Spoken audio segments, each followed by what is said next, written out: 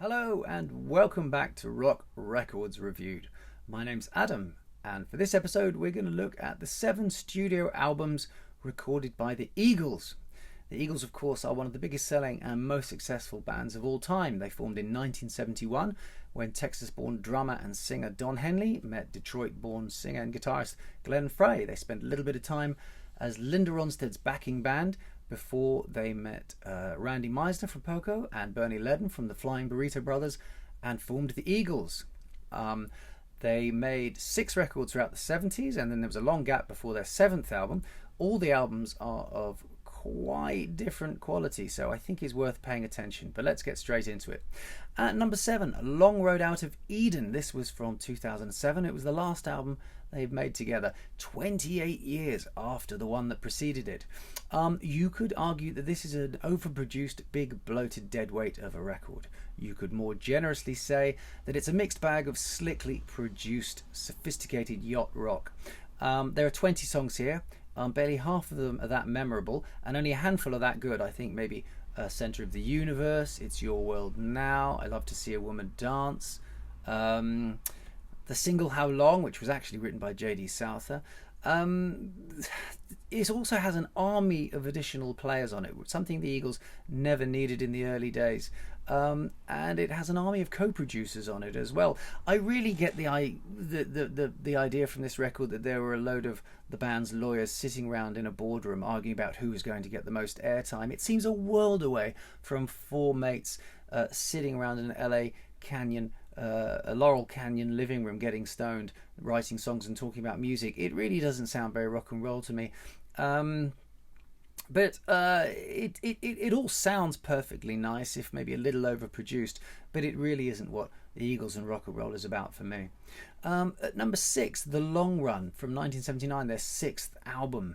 On this album, Tim B. Schmidt had replaced bassist Randy Meisner. It was also their last studio album to feature Don Felder, who we'll talk about more in a minute. The band sound pretty exhausted and weary on this record. It came out 3 years after Hotel California, which was such a huge success, and I think had really taken its toll sort of physically and spiritually on the band. It sounds to me like a group of musicians who've come together with not a great deal to say and are a little bit unsure of their place on the musical landscape as the 80s dawn.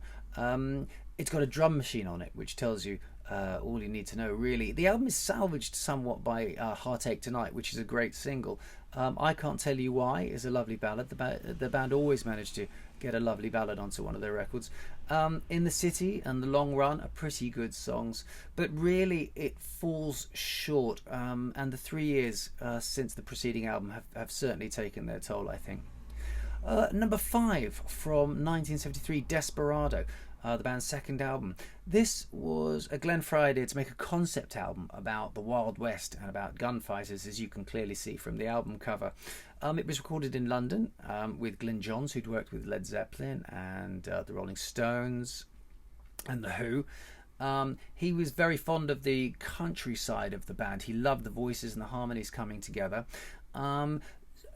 Most famous for Desperado, the title track, which is a real vocal tour de force by Don Henley, who's a wonderful singer. But he, being the perfectionist he is, he was not very happy with his vocal and wanted to redo it. It's also got Tequila Sunrise on it, Doolin Dalton, Saturday Night. And the whole album is very pleasant, but it feels a little bit insignificant after the promise of their debut album. Number 4, On the Border from 1974. This was their 3rd album. This was the first to feature Don Felder on a track. Now, Don Felder was a Gainesville, Florida boy, a contemporary of Tom Petty. In fact, he taught Tom Petty how to play guitar. And he was brought in because Glenn Frey was wanting to take the band in a more rock and roll direction. Bernie Leadon was pulling it back into a country direction. And that album has a little bit of this push and pull on there.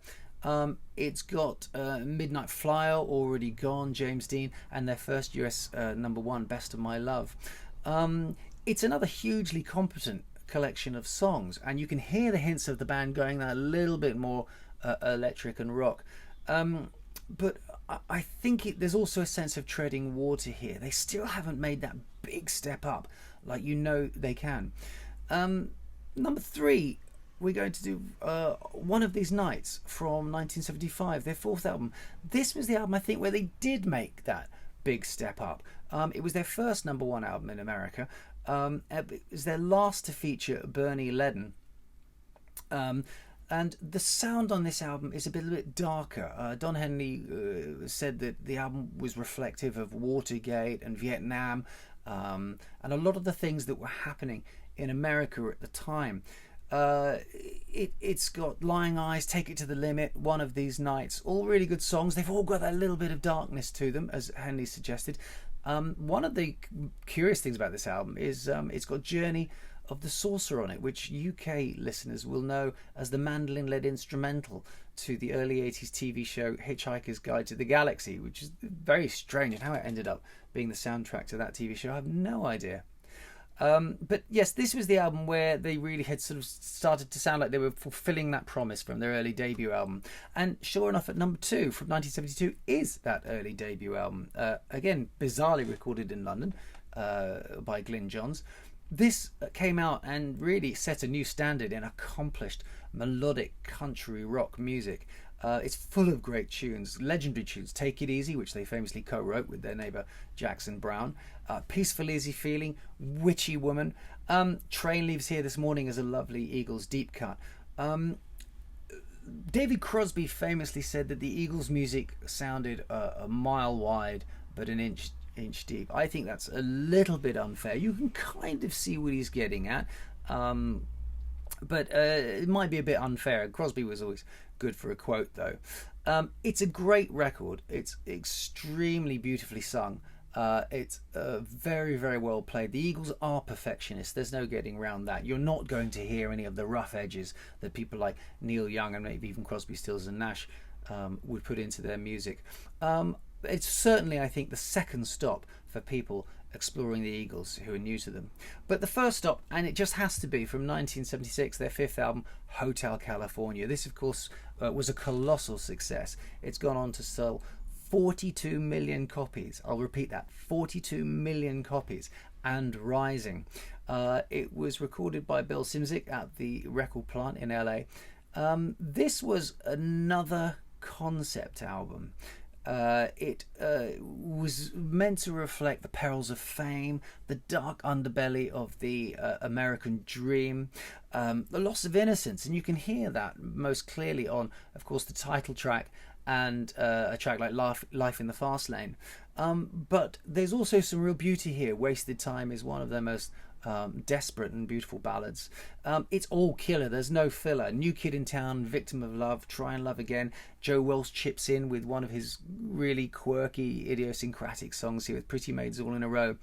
The playing is absolutely first rate. The guitar playing particularly, most perfectly demonstrated on the guitar solos that Joe Walsh and Don Felder trade on the title track, Hotel California. But everywhere, the singing, the playing, the production is absolutely peerless.